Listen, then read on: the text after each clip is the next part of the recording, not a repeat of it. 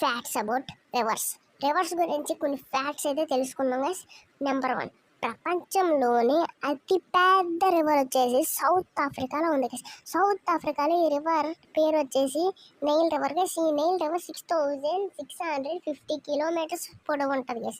అలాగే మన ఇండియాలో ఉన్న అతి పెద్ద రివర్ వచ్చేసి హిమాలయస్ దగ్గర ఉన్న గంగా రివర్ గైస్. ఈ గంగా రివర్ చూడడానికి అందంగా కూడా ఉంటుంది గైస్. ఇది 2525 కిలోమీటర్స్ ఉంటుంది గైస్.